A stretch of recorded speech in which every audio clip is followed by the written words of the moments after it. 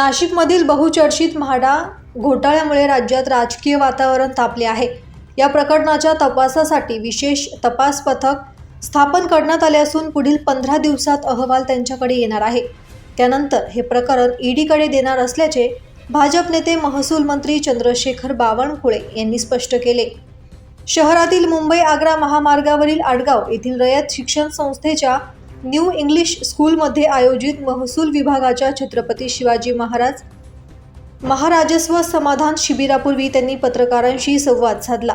यावेळी भाजपा जिल्हाध्यक्ष सुनील बच्छाव, शहराध्यक्ष सुनील केदार, आमदार राहुल ढिकले, विभागीय आयुक्त प्रवीण गेडाम, जिल्हाधिकारी आयुष प्रसाद, नगरसेवक सुरेश पाटील, सुरेश खेताडे, नामदेव शिंदे, रिद्धेश निमसे आदी उपस्थित होते।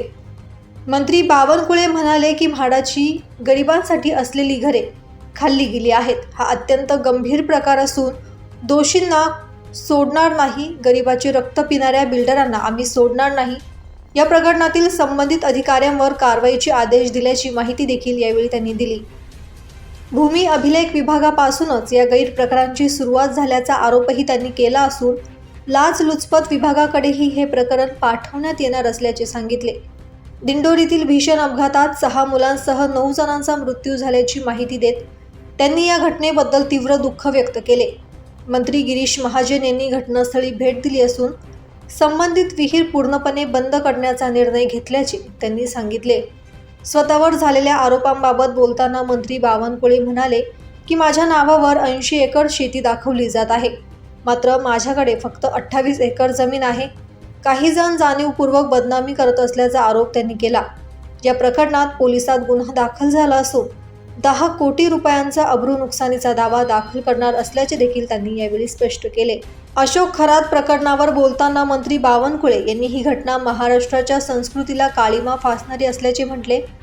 SITच्या योग्य पद्धतीने तपास करत असून ज्यांच्याकडे पुरावे असतील त्यांनी पुढे यावे असे आवाहन देखील त्यांनी केले। अधिकाऱ्यांचा सहभाग आढळल्यास त्यांच्यावरही कठोर कारवाई केली जाईल असा इशाराही त्यांनी दिला।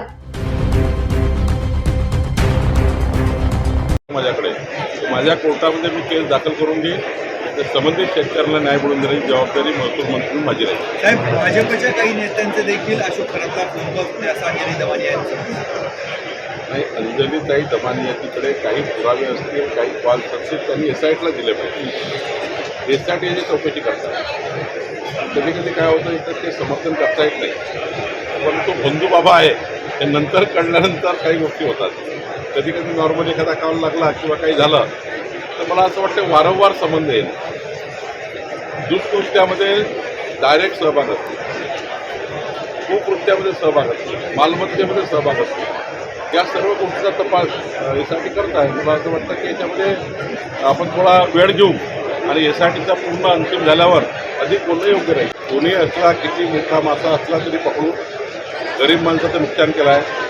EWS आणि गरीब माणसाला घ्यायची घरं खाऊन टाकली आहे आणि चुकीच्या पद्धतीनं, म्हणजे मी तर म्हणेल असली हिंमतच कशी झाली।